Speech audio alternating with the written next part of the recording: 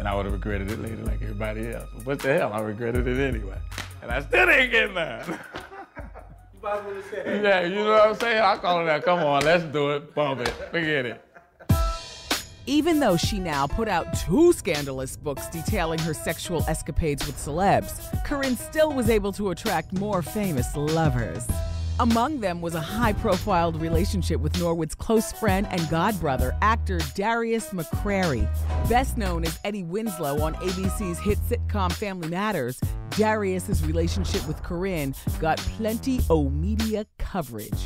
Rumors floated through Hollywood that the two were either engaged or perhaps even married. First off, I just want to go on record as saying that that woman and myself were never engaged. We were never married. That was all a lie. That was all something that was drummed up to sell books. So that's what that person does. Her and I had been friends before this. We were cordial to each other. We were cool. I mean, I would talk about chicks. She would talk about dudes to me. It was like we were friends. Well, when I found out that Darius and Corinne were in a relationship, I told them both it was a train wreck. Because I know Darius, I know Darius's weaknesses, and it's for, Darius used to have this thing for outgoing women, dancers, strippers. You know, it was fun, you know. Like I said, I've been raised in the church, reared in the church, and I guess this was kind of like my moment to be a bad boy, because I've never been a part of the hip hop culture. You have to understand, everything I did was ABC. It was above board. It was a whole nother world. So this was my chance to kind of get in touch with my b-boy side. When he met her, I said, you just got a stripper with a brain. It's the same mentality, it's the same thing. I tried my best to look past all of the things that I had heard, all the things that people had said, and I tried to find the good in this individual. This situation is basically the age-old story of the scorpion. You know the story of the scorpion? A man's walking, he sees a scorpion, the scorpion's dying, he picks the scorpion up, he feeds it, he pets the scorpion, he makes sure he gives it affection and love, and all of a sudden, he gets stung. And he's like, yo, how could you do this to me? Why would you sting me? And the scorpion said, you stupid son of a bitch, you knew I was a scorpion when you picked me up. I got a call from a journalist who told me everything that Darius and she had talked about in the bed one night, because what Corinne was doing is she would put her cell phone on, call the individual, the journalist, put the phone on under the pillow so they could hear all the secrets, all the sex, all the everything. Friends of mine were in my ear like, yo, man, what are you doing? I'll never forget, it was one night at the Greek Theater, and I wish to God I'd have listened. I see Bobby Brown. Bobby sees me first, and he's like, D, what's up? And he grabs me, hugs me, he looked over, and he saw her, and his whole face just screwed up, and he left out. She said to me, you better not say anything to him for the rest of the night.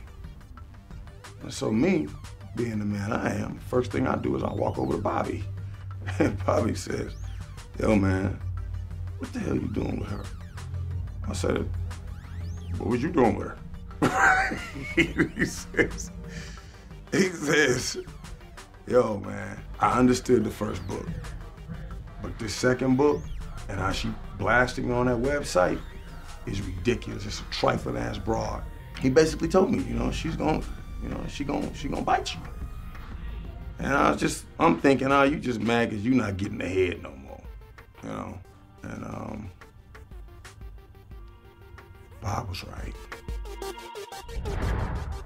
There was also the factor of her being a parent.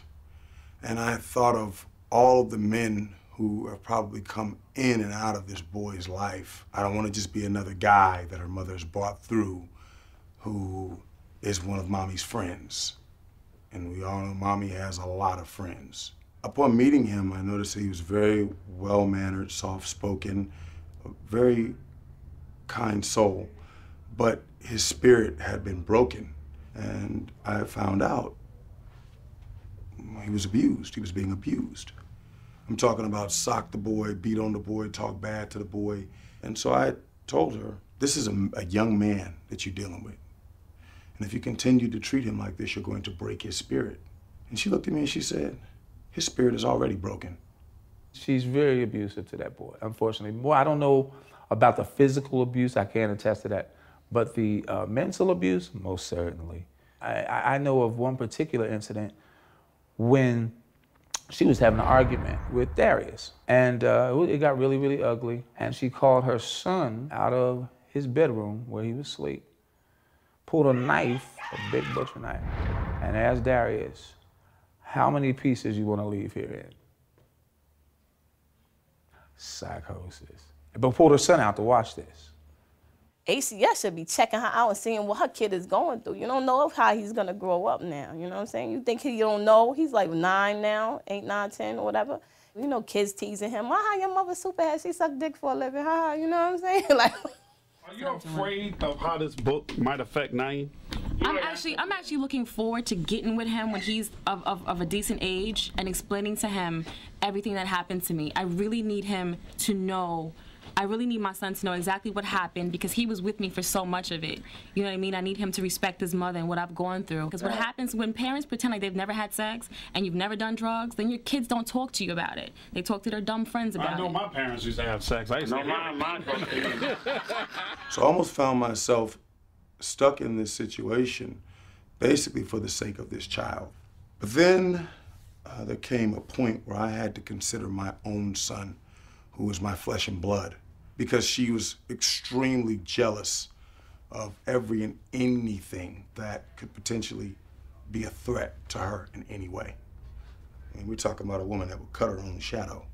And it's pretty obvious that she has been the victim of a neurorectal ophthalmology. A neurorectal ophthalmology. That's when your brain gets crossed with your eyelids and your asshole and you have a shitty outlook on life. And that's what she has? Yeah. I don't think that she's affected his career specifically. I think that she has stressed him out on so many levels that he hasn't been on top of his game. I mean, she started a rumor that he had AIDS. She lied and said she was pregnant 2 or 3 times. She filed 2 or 3 false police reports against him. She probably ultimately gonna end up in jail if Darius pursues the police reports. just like I heard the thing that just happened with the Eddie Winslow guy. She said that he beat her up, and come to find out they had tapes. He didn't do nothing to her. Like, she was kicking his car. Like, she's crazy. What led to the restraining order was she came down to the studio. She blocked the driveway. She sat outside at least a good hour and wouldn't move. Blocked the driveway. I pulled out. She jumped behind the car, and she jumped on top of the car and started beating the car, cussing me out, carrying on, and she knows how to do. And long story short, I left here, and I called back, and I could hear yelling in the background. What about my son? My son!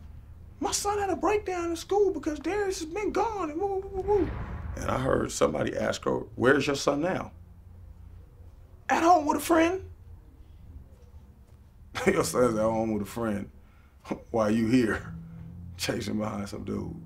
I'm gonna tell you what really, really ended it. It wasn't even an incident here. What really ended it was when she sent me a text message that said to me, I hope you and your bastard son die in your sleep. That's what she said about my infant child. There ain't no coming back from this. Like, you don't say this kind of stuff and think we're gonna be cool. When I got that text message, I was like, I'm out. I'm done. She definitely is sick. She definitely has a mental instability. By her own admission, she cuts herself, not to necessarily see the blood, but to see the